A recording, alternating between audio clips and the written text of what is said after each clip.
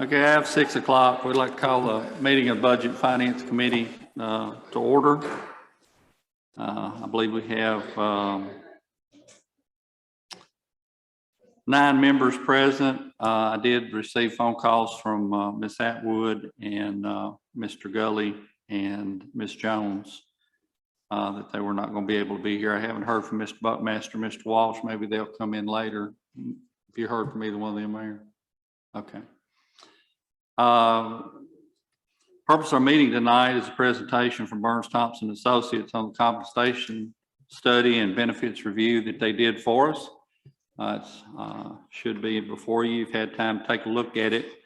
Very comprehensive and very thorough. We certainly appreciate their efforts on this, and want to welcome them to be with us tonight and kind of go over this. I'm sorry that we don't have a full body tonight, but a couple of them are dealing with COVID and COVID related issues, and others had some other commitments they just couldn't get out of. But you would just hit that button, turn that mic on, and introduce yourself, and we'll get started. Okay, great. I'm Steve Thompson with Burris Thompson Associates. Can everybody hear me okay? All right. What I'll do tonight, well, let me ask this. How many of you were in the meeting with the personnel committee? Were any of you in that meeting? Couple. Okay, all right. So pretty much we'll cover over the same ground. As last time, I think it's probably best in a workshop setting like this to allow you to ask questions as we go. That seems to be to work the best, as opposed to kind of saving everything for the end. You tend to forget questions and that sort of thing. So feel free to jump in with questions at any point in time.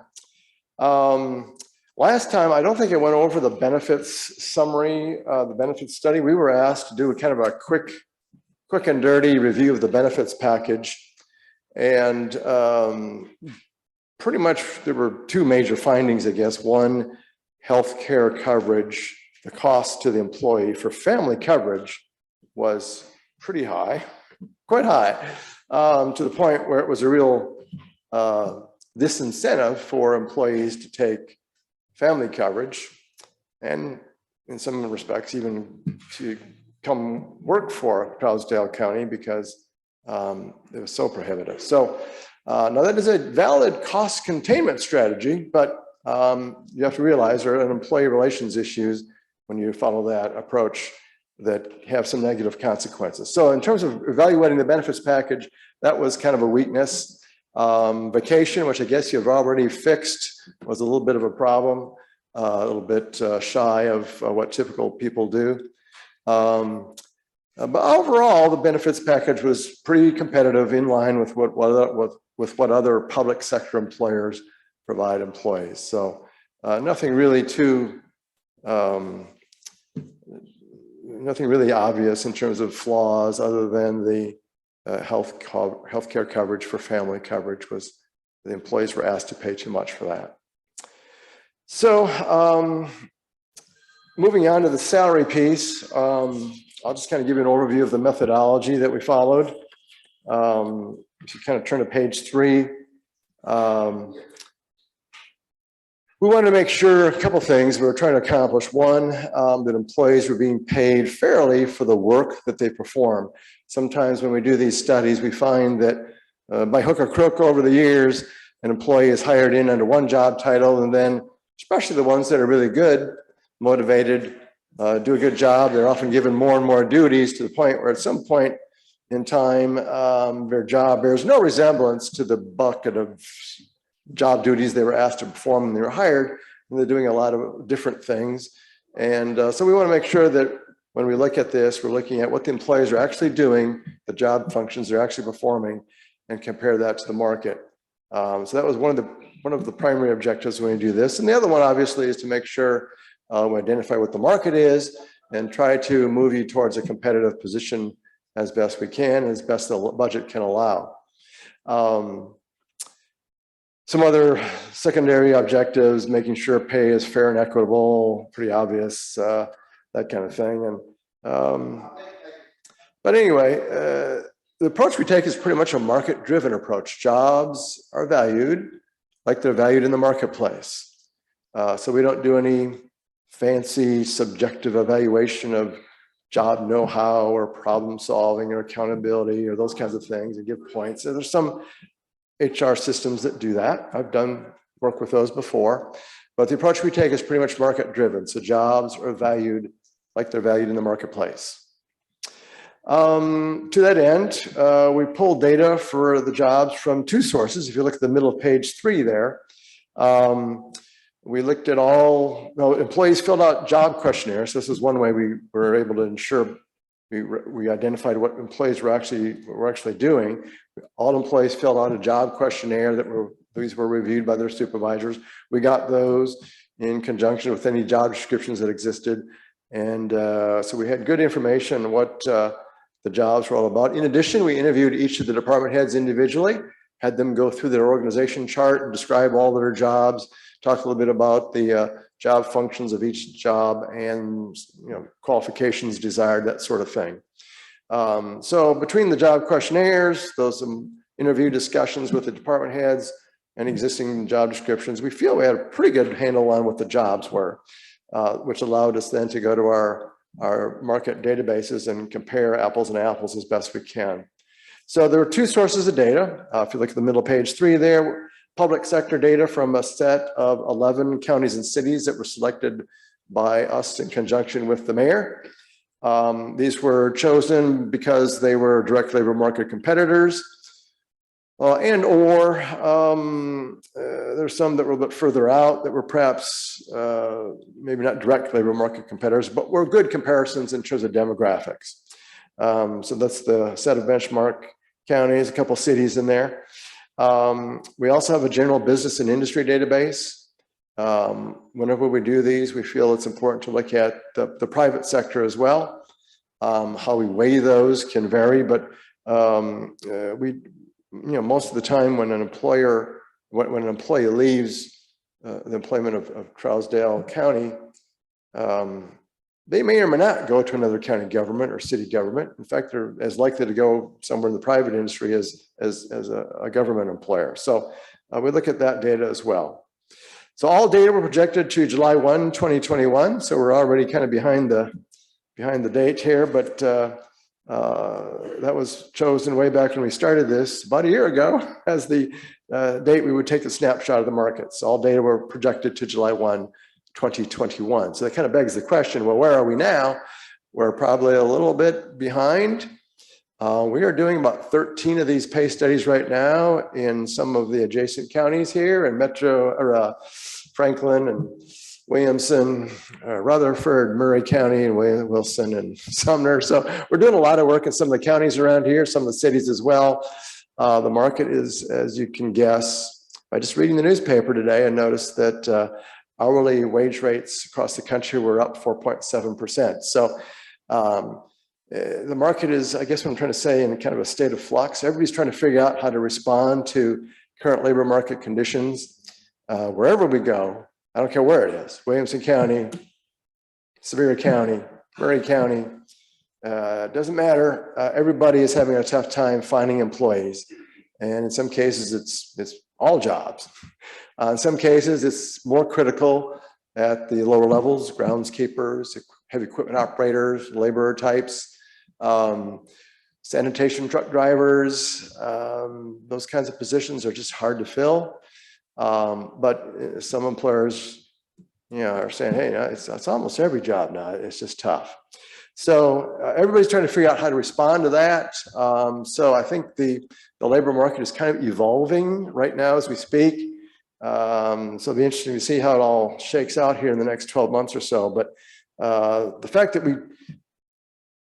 chose July 1, 2021 as our date of the snapshot, we're obviously a little bit behind here already. How much? On the order of probably 2 or 3% at least. But anyway, that's what we did, and we may need to adjust that. So for each job, then we were able to find 2 data points, one from the public sector database, one from the general business and industry database, average those 2 numbers and come up with a market rate market rate for the job, not necessarily the person, but for the job. Bearing in mind that that market rate represents somebody with probably 5, 6, 7 years experience in that position. So most employers hire new folks substantially below the market rate for the job, and then most employers allow pay to progress beyond the market rate to reward service, maybe performance, whatever. So that market rate is the average. Any questions so far? I'm trying to go slow, but not too slow. So, all right. The only exception to the 2 numbers for each job is with certified sheriff's deputies, sheriff's department positions, and EMS. I want to take that back. We do have EMS in both databases, but sheriff's deputies, the certified folks in the sheriff's department, those jobs are not represented in the general business and industry database. So we're relying solely on the data from the 11 public sector benchmarks for those positions. Civilian positions in those departments, those we can find in both databases. Let's see. All right. So if you turn to page 4, in terms of findings, first of all, there were some job issues. You had some job titles that represented, this happened most frequently, I guess, on the utility side, where you had the same job title for a number of different employees who were performing different job functions. So we looked at that and worked with the department head to kind of figure out what would make some sense in terms of identifying some different job titles and breaking that out a little bit. So we did some of that, especially water and sewer, position in the jail and EMS as well. So in terms of where the salaries are today, if you look at the middle of page 4, what we did is we took the current employee's salary, each employee, divided it by the market rate for its job, for that job, and came up with a salary index. So 100% would mean their salaries right at market, 110% would mean their salaries 10% above market, 90% would mean their salaries 10% below market. And you can see that chart there in the middle of page 4 summarizes where the employees are. You can see that if you look at I guess it's the orange-red color there, 33% have an index less than 85% of market. So that would be considered to be pretty low. Historically, employers set their pay range minimums or step 1 somewhere around 80% of market. That was probably 10, 15 years ago. We don't do that too often anymore because if you have 3% pay increase budgets, you'll never get from 85% of market to market. It'll just take too long. So most employers are starting new folks at 85 or 90% of market. So the fact that you've got almost a third of your people below 85%, some of those are probably quote unquote underpaid. If they're brand new employees hired yesterday, that's probably okay. But if somebody's been in the job for 6 or 7 years and they're at 83% of market, that's probably pretty low. Question. Yes. Is this strictly their wage, their salary? This does not include benefits? Right. This is just the salary comparison. So this is not a total package. This is just their salary. Yes. Okay. So remember, I summarized the benefits review, and I guess what I'd say is that if we were to take benefits into consideration, it'd be a wash. Yeah, the number you would have for Charlesdale County would be the same as the competitive group. So it doesn't make any sense to include it. And how do you come up with that number is a big challenge. I've seen Metro Nashville did a big study with one of the big consulting houses about 10 years ago, and they came up with a dollar figure for the whole thing. And I thought it was a bunch of smoke and mirrors. and it's tough to do. But I guess what we said when we looked at the benefits package, let's just take it out of the equation. You're pretty much right at market, pretty competitive with what everybody else is doing. So we don't need to really consider it. So this comparison is just base salary. The yellow group there, slightly more than a third, or between 85 and 95% of market. So they're probably competitive. Their wages are probably competitive, maybe a little low if they've got a lot of service in their positions. And then you've got about a third who are above 95% of market, and those folks are probably pretty fairly compensated. But even in that group, if you've got somebody who's been in the job for 25 years and they're at market, one could argue that they may be a little below where they could be based on looking at their time and position, time with the county government. If you look at page 5, I alluded to the fact that we try to look at job titles, and in ambulance EMS, there were quite a few employees labeled paramedic. Actually, a couple of those were shift supervisors or battalion chiefs, so identified those jobs as separate positions and priced those relative to the market based on those job functions as being different from those of paramedic. In the jail, we created a corrections officer 1 and 2. There's a typo there in the middle of page 5. That should be corrections officer 1 and corrections officer 2. So we just took the jailer, guard, correctional officer position and created 2 levels, which is, we're doing that quite a bit in many counties where they're trying to create an incentive for corrections officers to stay, and usually that 1 versus 2 distinction is tied to some growth in certifications or some other assessment of competencies, abilities on the job. So that's a pretty common thing that we're seeing. In water and sewer, we had a lot of people labeled field techs. And when we looked at the questionnaires and talked to the department head, they were performing different kinds of things. So we identified a field tech 1, field tech 2, field tech 3, so an entry level, kind of a standard level, if you will, and then an advanced level, maybe a lead role for field tech 3. We had 2 levels, we identified 2 levels of crew chief based on the complexity of the work being supervised. And then water plant operators and wastewater plant operators have been labeled field techs as well. And we can market price those jobs individually. And then they represent, pretty specific job functions.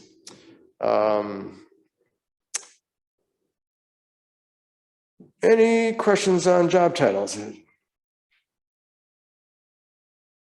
Okay, so then we come down to the bottom, page 5, creating a pay plan. There's several ways to do this. We chose to come up with a pay grade and step approach. So we have a plan that's comprised of 15 pay grades. Each has 16 pay steps. And I think if you have Exhibit 1 in your packets, it shows that it's just a graphic portrayal of the pay structure. It shows all 15 pay grades and the 16 pay steps for each. Step 1 to step 16, the spread is about 41% from the first step to the top steps. That's pretty typical. There's almost 12% difference between the pay grades. So it's, step 4 from one grade to step 4, the next grade is about a little bit less than 12%, 11.7% or so. And the steps themselves are 2.35%. Each step represents a 2.35% increase over the prior step. Why did we pick 2.35? Somebody asked that last meeting, and we were kind of trying to make that as large a number as possible, given what's going on in the marketplace. Historically, I guess counties in the rural parts of Tennessee had been doing 2 and 2.5% kind of increases sporadically. So we thought at least it needs to be at least 2.35%. And based on what we're seeing in the marketplace going on right now, one could argue that should probably be closer to 2.5. But you can always add a market correction factor to that. We'll talk about that in a minute. So each job was assigned to the pay grade for which step 8 most closely matches the market rate for the job. So ideally then, all jobs in a particular pay grade will have market rates close to or around step 8. Jobs with different market rates would end up in, if they're rather different, would end up in different pay grades. So all jobs were assigned to the pay grade for which step 8 most closely matches the market rate for the job. Results of that you can see here in Exhibit 2. It shows all the jobs and the pay grades and steps.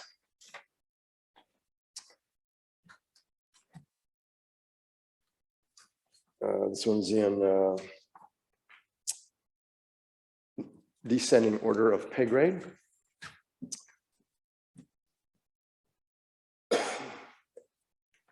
And once we had done the first version of this, we reviewed it with the mayor, and some things were pointed out as not being quite right in terms of their perceptions so we try to tie any discrepancies back to our understanding of the job. So in some cases, after more discussion about the job here really entailed, we determined, yeah, we probably matched it to jobs that were bigger than the job here. Or in a couple of cases, we matched it to jobs that were smaller than, less complicated, however you want to describe it, than the job here. So we went back to our market databases and changed those job matches to more appropriate ones, came up with a market rate, and if that moved that job up or down, we did so.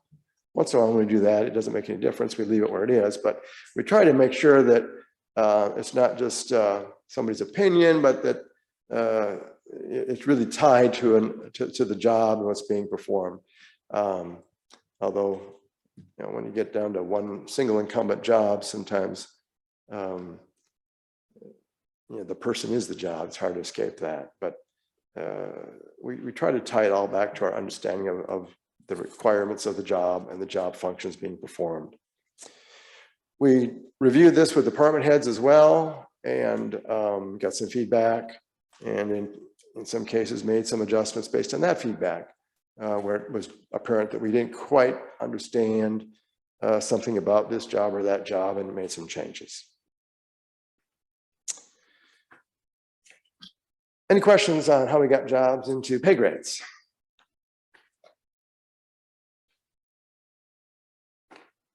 Okay.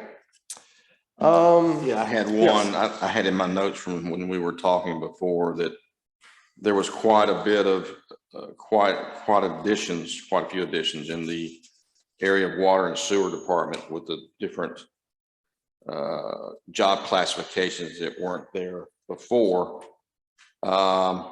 I had in my notes that the water board decision on this was the water board.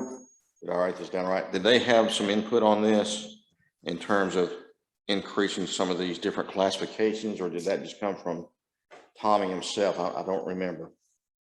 I don't believe, a lot of water has gone under the bridge since we last met. So I don't know if he subsequently has met with them and reviewed some of this. At that point in time when we met, I don't think he had. We had talked to him at some length, and he may have bounced some things off his folks. I don't know, but I think it was pretty much the case that we were working with him, and he was satisfied with what we had, and I think he felt comfortable going to the board and recommending that this is what they do. And then these types of positions that are being proposed here would mirror some of our neighbors, I'm supposing. Yeah, this is what we would find more typically in a public works department, in a city government, utilities department in a city government, or standalone utilities, or there are a few counties that do have utilities, not a lot, but yeah, these are the type of titles that we would typically see. Other questions?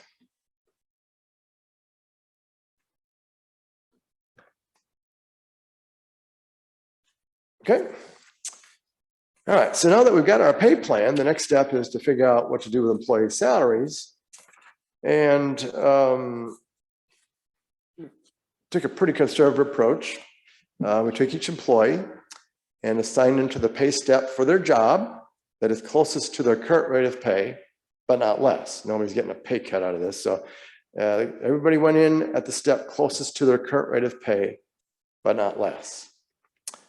And then we suggested everybody, in terms of a general increase, everybody would then move one step. Now, when we first did this, the cost seemed slightly prohibitive. So we decided to add a step below step one. It's labeled phase-in step in Exhibit 2. We determined it would make some sense to kind of phase into this a little bit. So let's create a step below step one. There were quite a few people who were below step one, and getting them all the way to step one was going to cost quite a lot. And so we determined that it might make some sense to kind of ease into it. So some of those folks, instead of going all the way to step one, would go to that phase-in step. And then at some point, probably then they would go to step one in terms of a general increase. But they wouldn't go beyond step one. Sometimes when we do these, if the increase to that phase-in step is huge, on the order of 15 or 20% or something, that maybe that's all we do. We don't do a general increase step for those folks. So that's, And by the way, I should mention, while the report is finished, we probably don't consider this to be, the study. Typically, we're involved in implementation and the fine tuning all the way up until the day it's implemented. So that work on our part is still on the table. We may have used up a lot of our budget already, but anyway, typically we would be involved in helping y'all implement this and make these kinds of decisions about what's fair, what makes sense going forward and trying to implement this. So anyway. So the average total increase when we did this was $1,869. That's what's listed in the middle of page 6 there. And you can see the size of the pay adjustments, the total adjustments. That pie chart in the middle shows that about half get between $1,100 and $1,900. About a third get less than $1,100. And about a third, slightly less, get more than $1,900. So remember that a quarter of our people were below 85% of market. So there are a fair number of folks who are quite a bit below step one. And so there's some fairly good increases to get people to even just that phase-in step initially, because they're so far below. Did you see I'm going to talk about the 47th percentile for a second, increases, sort of in the mid-range. Did you see any particular department that weighed heavy in that 47%? Well, if you look at page 7, this is kind of a good summary of everything here. I'll just kind of go through this so you can kind of follow along here. So we've got the department, the first column, average tenure in job in years. You can see that tenure does vary substantially from department to department. Some are more so than others, but the average tenure was 5.3 years in position. And some, if you look at the sheriff's department, it was lower than that, less than that. If you look at the library, it was more. So it varies from department to department. To answer your question, I would probably look at that next column, the salary market index. That's the average of all the salary indexes of all the employees in the department. And again, that varies quite a bit. Some were pretty low, veteran services, and I know there's some backstory there. But anyway, juvenile services was a little bit above market, but most were in between 90 and 85 here. So that varies. You can look at the next column, the dollars required to get people to the phase-in step if they were below that. And the jail, bulk of the dollars, of course, there's a lot of people there too. The jail pops out at you, so does the ambulance, EMA, water and sewer. Well, I noticed that, since we had our first discussions back in employee personnel, Mhm. since that time period, we've seen an influx of issues with our neighbors especially, and I think we're falling victim to it too, being able to staff ambulance or EMA Yeah. services. I think that has had a really bad spike in recent months. We're finding that, we just had a meeting with EMS over in one of the other counties here, and yeah, it's becoming worse every minute. So there are not enough people coming out of our Tennessee paramedic schools or whatever to staff these positions, and people are retiring, and there's greater demand. You know, we got a lot more people moving into Middle Tennessee, and that's spilling over to you folks here. So it's just getting almost impossible. So that's an area that we may have to revisit compared to what's going on. It's tough. Yeah, we're hearing the same thing everywhere we go. The two biggest departments we hear about are the sheriffs, police, EMS. Those are the biggest, you know, slightly behind our groundskeepers and sanitation truck drivers and those kinds of people. But in terms of impact to what the county is doing as far as services to citizens, public safety, that's probably the biggest concern on the part of most folks is we can't hire enough sheriff's deputies or police officers. We can't man our ambulances, and our service times are falling and are increasing rather. It's just a challenge.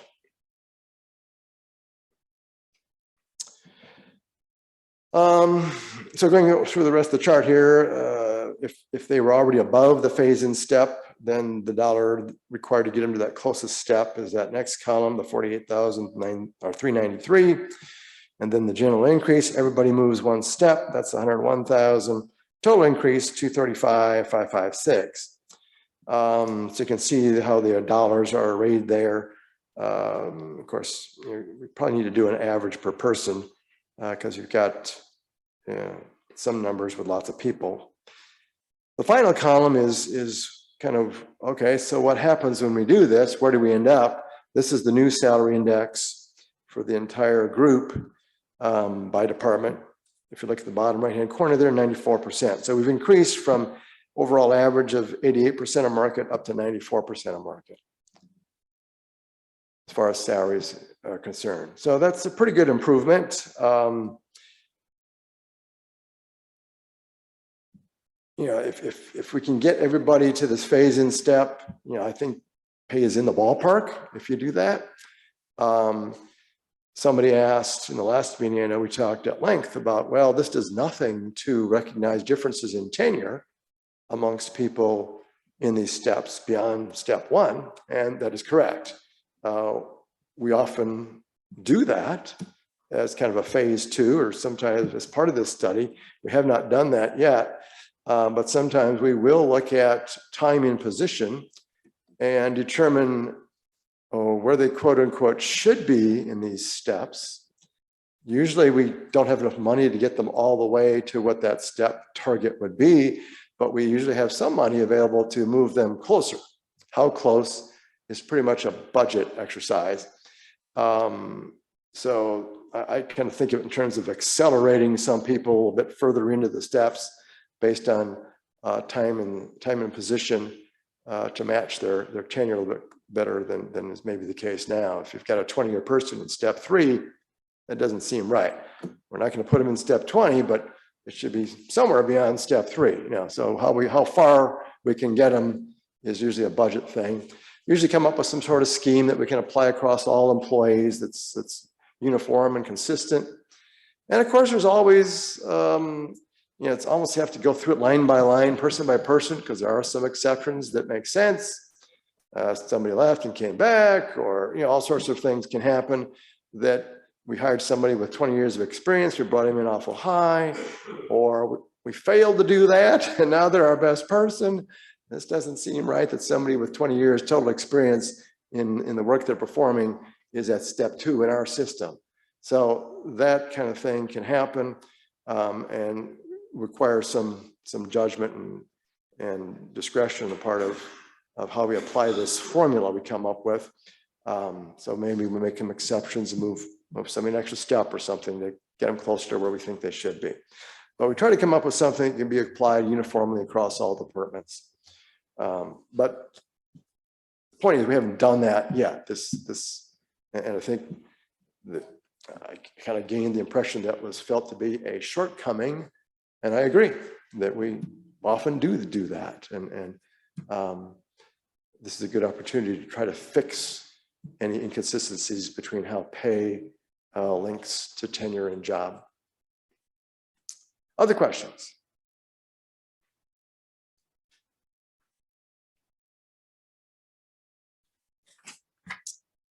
Let's see if there's anything else here. We mentioned the bottom of page 6 here, you could phase this in over a period of time if the cost was prohibitive for a single fiscal year. We usually recommend no more than 24 months, but somewhere trying to implement this whole thing between 12 and 24 months, 18 months maybe do half in July, half in January, whatever.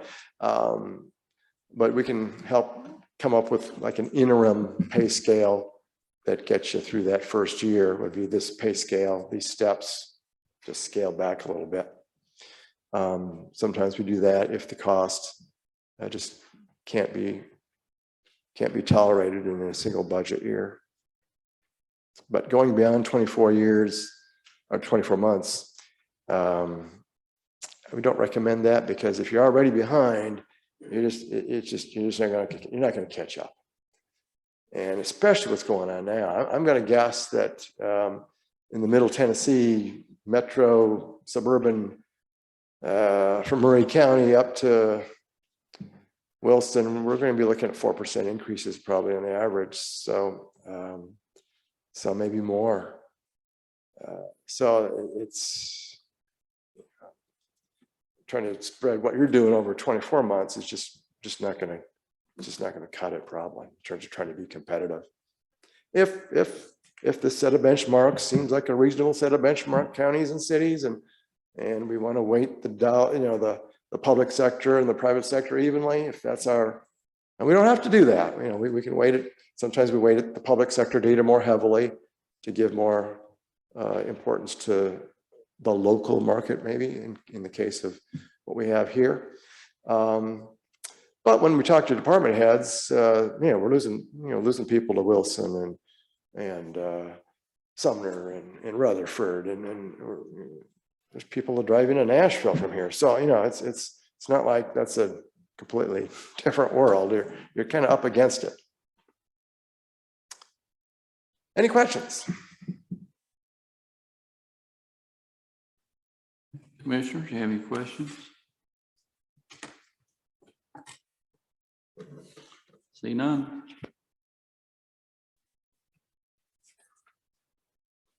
Just makes sense, I guess. All right.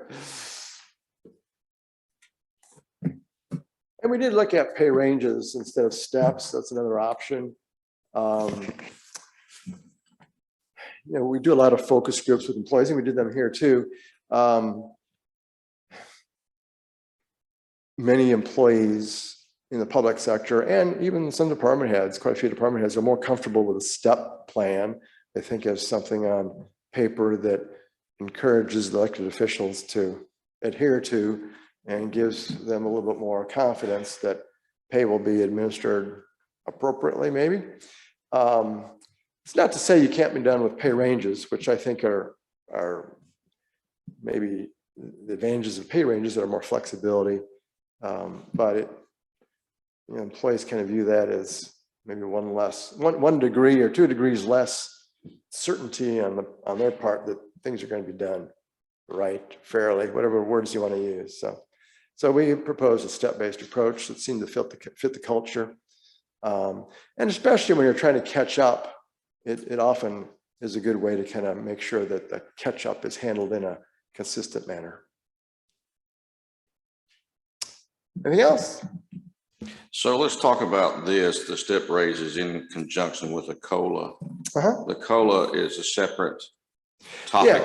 in addition to step raises, correct? Yeah, so what we would usually recommend, and by the way, I harp on this every time I get up in front of these groups, that I like to talk more about the cost of labor than the cost of living, COLA, because I remember back in the 70, 80, 1979, 1980, we had, what, 13% inflation. Nobody had pay increase budgets of 13%. 8, maybe. So I hate to plant the seed in the minds of our employees that we're going to match whatever that number is you see in the newspaper, we're going to match that, keep you whole. No, we're not. What we are as an employer obligated to do is match the market. So however the market responds to changes in the cost of living, that's what we want to match. So we're tracking what's going on with other employers. So that's what we need to do. So up until recently, last handful of years, pay increases were marching along at 2.9, 3.0, 3.1. I think 3.2 was the last number pre-COVID. That was all industries, all employers across the country. That was kind of the average total increases, COLA, merit, general increase, everything, not promotions, but every other kind of increase was averaging right about 3, a little bit more.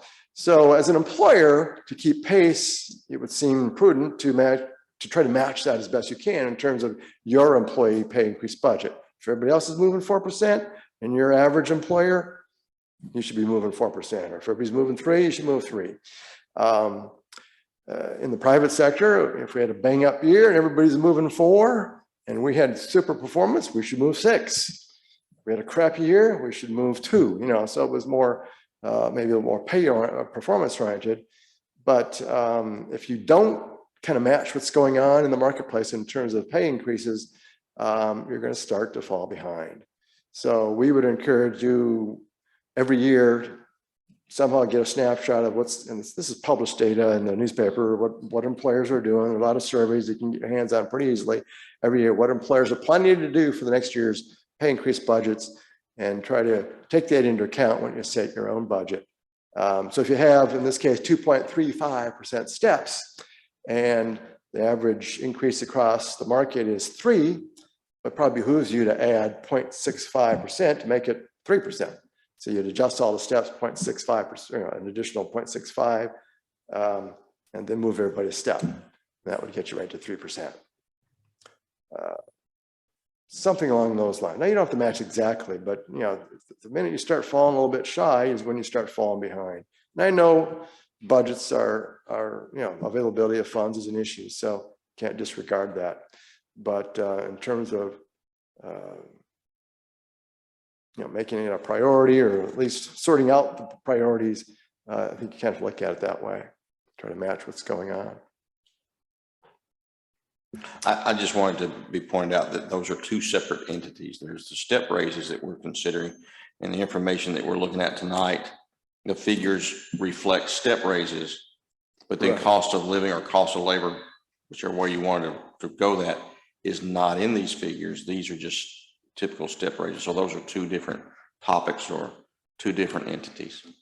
And I should say that, I guess the 2.35% increase does include some notion of some part of the movement in the market, maybe not all of it. It includes some of the cost of living, however people are factoring that in. It doesn't include all of it. So like I say, if the total, what employers are doing is 3, if that's their COLA and their steps all combined, then your steps and adjustment, cost of living, cost of labor, whatever you want to call it, should probably equal something close to 3% too, if your objective is to keep pace. You would not add 4% on top of this. No, you wouldn't do that. You got 2.35 already covered. You just have to make it the difference.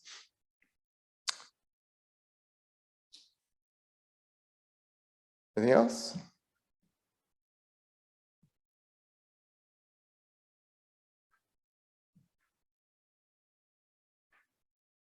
I think it would be fair to say that we've never made the distinction between those 2 things. And I think that that's one reason that we have fallen behind the curve on a lot of these positions, is because we have never looked at an automatic COLA, cost of living adjustment, just to keep people at ground zero.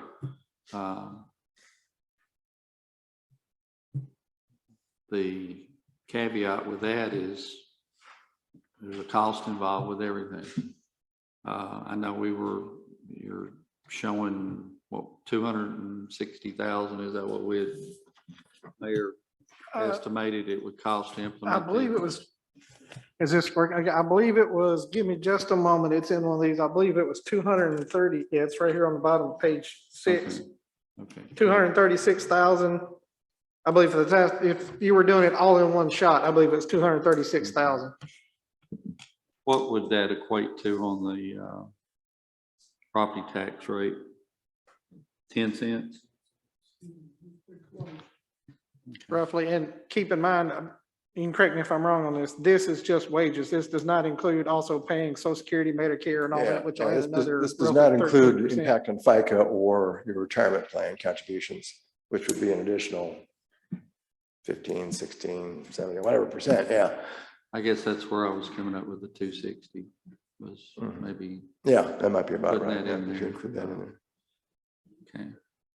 Mr. Ford, you recognize? Use your mic, please. If it's approximately 236,000 this year, what would it be next year? Well, this is the cost.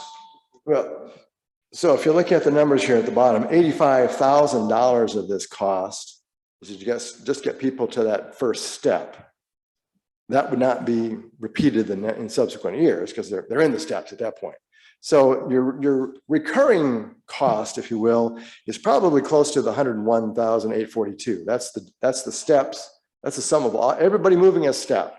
So that would be the additional recurring, as long as you don't have any changes to employees, and of course that won't happen. But absent other changes, you know, it'd be around $100,000 per year increase to payroll. And usually what happens is, you know, some people quit, so the new replacements may be coming in cheaper and maybe they aren't eligible for the increase. So it's very rare that I find an employer that at the beginning of the year shows $101,000 ends up spending that in terms of an increase. But you can also end up where you hire people in above where the former folks were, and maybe your costs go up a little bit. But in terms of an increment in pay, it's probably pretty close to that $102,000. That answer your question? Yes. Okay. It's really, this whole process has been made much more difficult simply because of the volatility of the job market right now and this hyperinflationary cycle that we're in.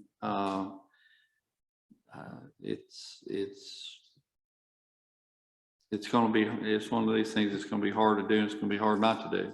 And if we don't do it voluntarily, we're going to have to do it by necessity, in that we can't hire anybody because they won't take the job, and they're quitting left and right. And the thing I would hate to see is that we lose good people needlessly, and then have to replace them with someone. Not that they're not good people they'd be replaced with, but they still have a learning curve. And certainly don't want to get into that revolving door type approach. I know we've dealt with that for many years in the sheriff's department with officers and jailers, and now we're dealing with it, it seems like, with our sanitation department, and as well as some of the others. But we're certainly thankful for the people that we do have that work for us, and we've got some good people, and I think everybody here would echo that they want to take care of them, but we also have to take care of the taxpayers as well, and that's going to be the balancing act. That it's what we get paid the little bucks for to make those decisions. Mayor, did you want to add anything to this, or point out anything, or add any questions? I don't, I think he's covered it very well as far as the increases and whatnot. And I just want to add in, just echo what you just said. You know, we're seeing turnover in our public works department and other departments. We do want to get to a point, I know it's a balancing act, because, you know, when you do this, that's people's tax money, so it's coming out of their pockets. But at the same time, we do want to invest our employees and make sure that we take care of them, because they're going to take care of our customers, which is our public, and that's how we need to look at them. We're providing them services, so we need to do that, make sure that we are investing in our employees, because that's going to be a return on our investment as far as efficient service and whatnot. So it's just going to be a balancing act going forward. And as you said, right now, you're looking at, if you do this, that's about 10, 11 cents if you add in roughly in there out of the tax rate. How that's going to figure into next year, we're getting ready to go into a reappraisal on our taxes and everything. So what revenue are we looking at going forward? I'm not sure. I think there's a lot of questions going to be asked, and it's going to have to be a balancing act as we go forward.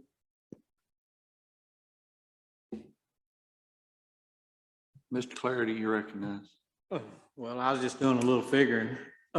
At 10 cents, that's no benefits on the tax rate. So you're going to look somewhere between 14, 15 cents time you add the benefits in to raise property tax that much or cut out everything else. Unless there's revenues that can be moved from some other source, such as sales tax revenues that are coming in greater than what was budgeted and anticipated. Growth dollars could affect that. But yes, you're absolutely correct. It could be as much as that. Mr. Ford. You said every year it would go up at 101,000. Now, as this thing progresses, wouldn't it go up a little more every year than that? Well, yeah, there'll be some compounding effect, yeah. That's what I thought. So hard to quantify that, but there'll be a slight compounding effect each year, yes. I'll also point out that I don't know exactly how all the employers are going to deal with this, but I'm going to guess that some folks, and this happened in the COVID year too, where some employers did go ahead with some increases in 2020, and they tried to look at just not everybody, but certain groups that they wanted to take care of. I know one client took care of public works, entry-level workers, blue-collar folks. Another one that was public safety. So they spent their dollars there and maybe held it back in some of the other departments. Obviously, this is a problem in terms of employee relations. All jobs are important, or else we wouldn't have them.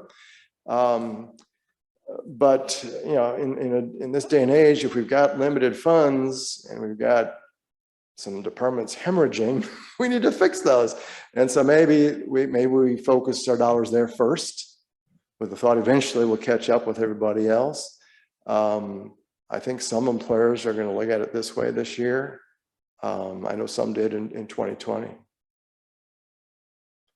Not something prior to the COVID years, we very rarely saw that. It was more like, let's treat everybody fairly. I'm not going to treat it, everybody's going to get the same step. Everybody's going to get the same percentage increase, whatever. But if as I expect, there can be this is going to be an especially challenging couple of fiscal years here. Maybe we kind of get away from that. Maybe put our dollars where they're needed a little bit more, and eventually try to get back to more of a consistent approach. But we may be forced to do something that's really targeted for a while. Any other questions, commissioners? Any thoughts? Mr. Ford? Not a question, but a comment. I noticed you got Wilson County and Sumner County down there. Mm-hmm. Mr. Gregory sitting there, we looked at sales tax standing a couple of years ago. It may not have been that long. They're taking in over 100 million, well over 100 million a year. We're taking in 500,000. Yeah. We don't have near the resource base that some of these other counties do. Right. I'm not saying that's good or bad. I'm just saying that's factual. Yeah. So I don't know if. So I guess the way we respond to that is, I hear you. I understand exactly what you're talking about. So I think what we've shown you here is if you asked us from an employee's perspective, what's competitive out there, this is the answer. Now, you have to balance that with what you're just talking about. Okay, here's where we kind of like to be, but maybe we just can't be there. And so maybe we say, okay, we're going to just come off this a little bit. And so in essence, what you're saying is we're not going to, compared to this group, we're not going to beat the average. Compared to this group, we're going to be just a little bit below average. And maybe that's okay. For the reasons you're talking about. But from an employer's, in terms of recruiting and retention, this is what we're facing. So how far off from that can you go to recognize the revenue situation? I don't know. Probably can't go too far, or you start to have the problems where you can't, because you are competing with the Wilsons and the Sumners and the Rutherfords and, I don't, Putnam, and there are other counties around that maybe, so you are, the reality is you're competing with those folks for people. Maybe some hometown discounts, or, you get some of that, but, people are willing to drive 45 miles for a quarter an hour, so that hometown discount only goes so far. But I hear what you're saying. Maybe it's a matter of, again, trying to ease into it. Maybe you say, we're going to be a little bit below average for a couple of years, and eventually down the road, when the revenues catch up a little bit, we'll be able to catch up wages and salaries. As long as you have kind of a plan, I think that can make sense. I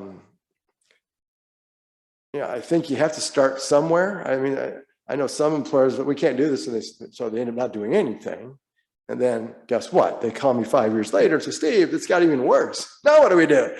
So you have to start somewhere, I guess, and just figure out where to start.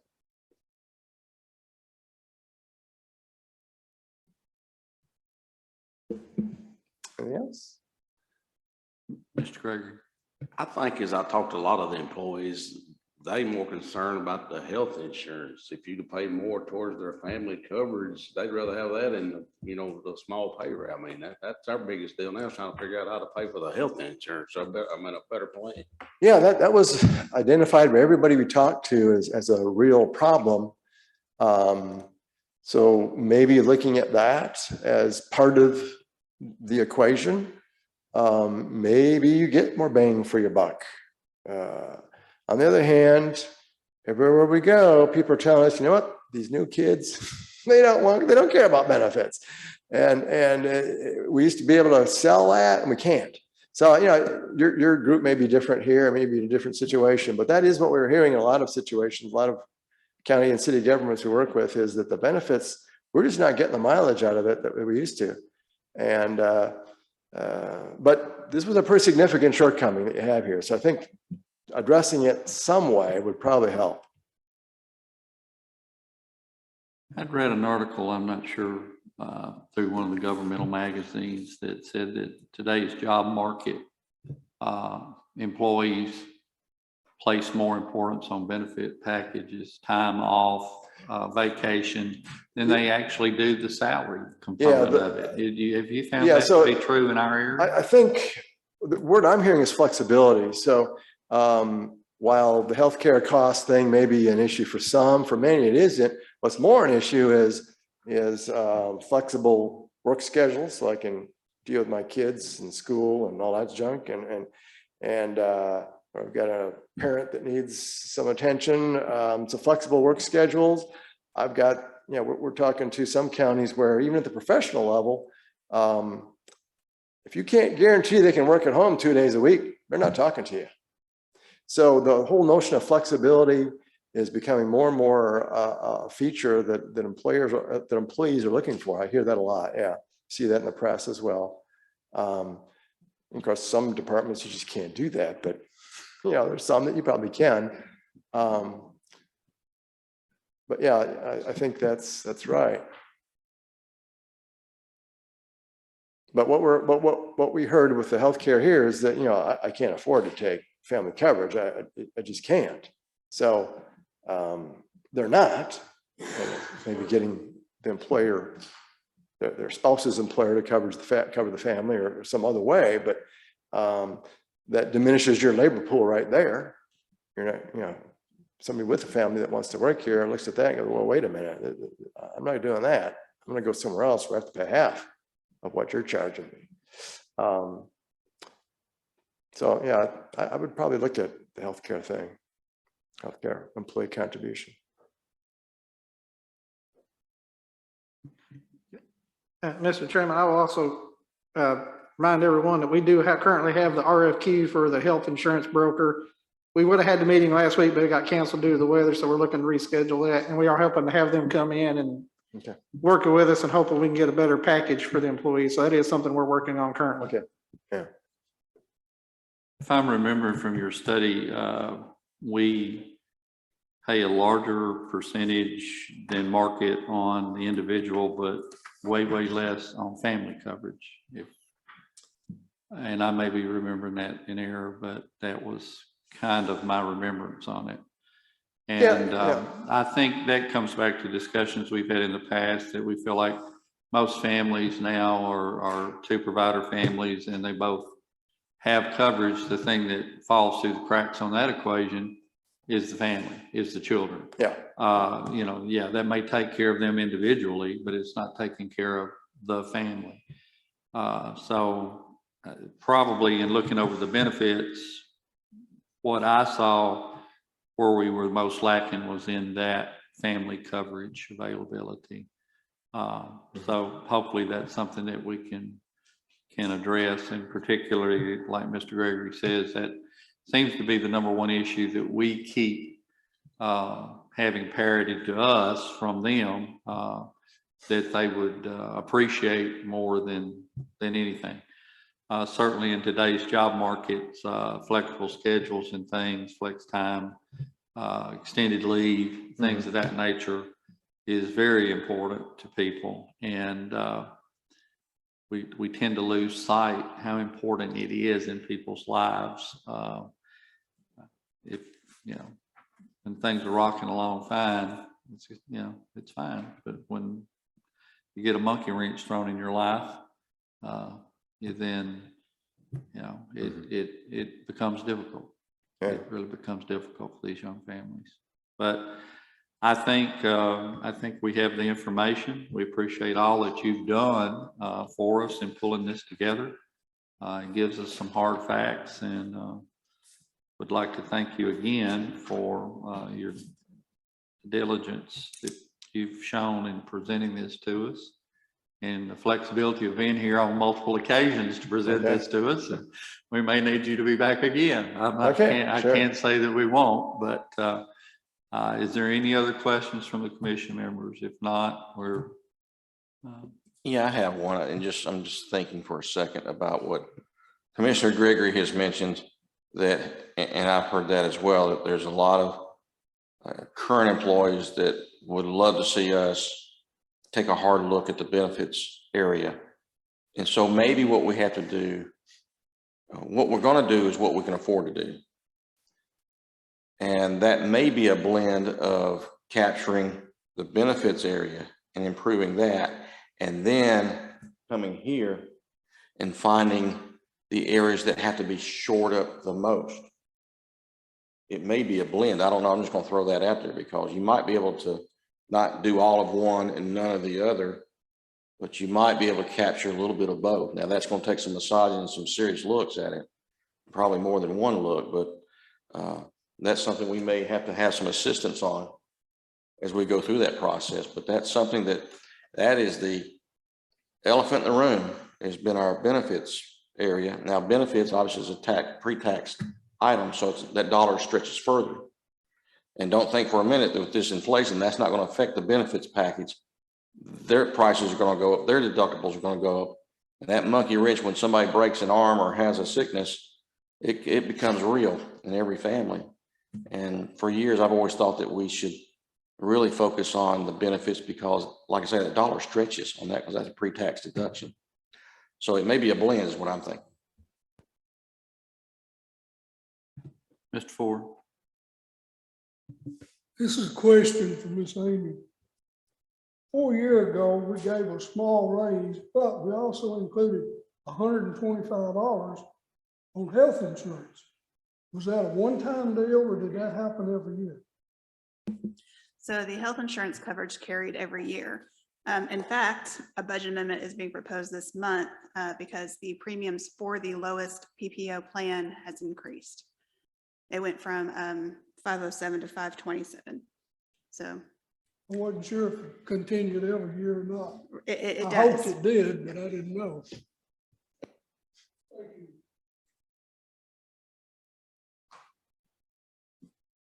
Anyone have anything else?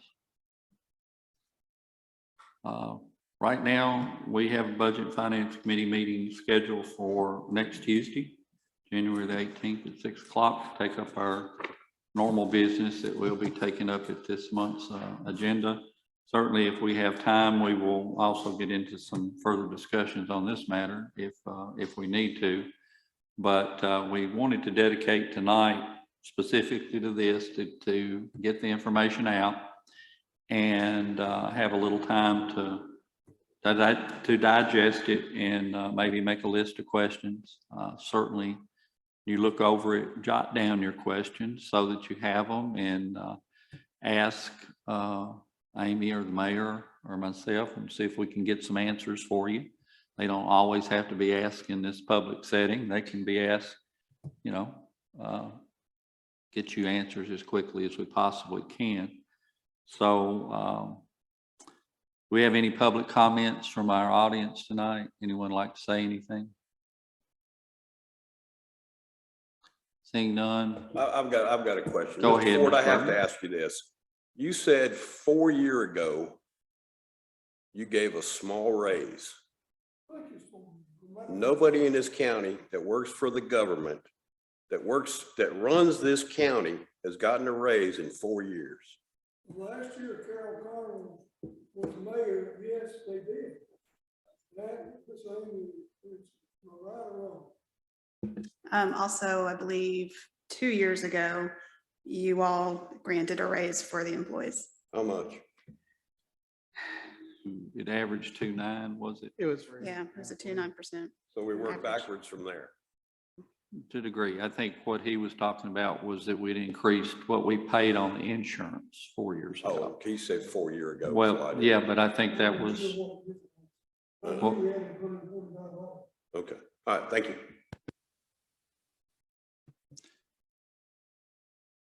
Sheriff, did you want to say something? Or are you just waving?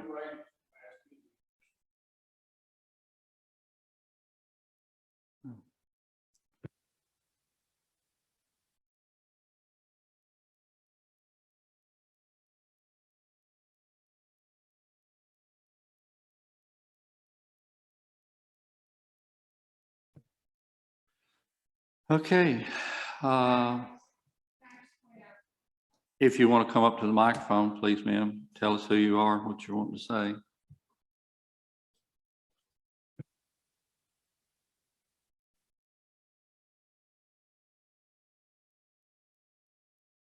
Stephanie Urick from District 8. I just want to point out a couple of things. Number one, if you offer benefits, health insurance, that's going to be a really good thing because it's really bad that they don't have it. But also it's going to increase cost. It's going to decrease their take-home pay. So there is going to need to be, a look at increasing that pay also. But, this just came up in my household this morning. My kids went to work for the pool last year and that fell through. Of course, we all know that, but they were talking this morning about it again. And literally this thing where this very subject where they're like, well, if we drive to Gallatin, we can make, $2 more an hour. And so, I know we've had problems staffing our pools. And so I just thought I should share that with you guys. That's very real conversations going on among all the youth, when they're looking for jobs. Thank you, appreciate it. I think we all realize that there are costs involved in commuting. My children have driven to Nashville to work and wore out a car every 2 years, and we're constantly getting it worked on, and probably spent more in gas than they ever made in the difference that they were making.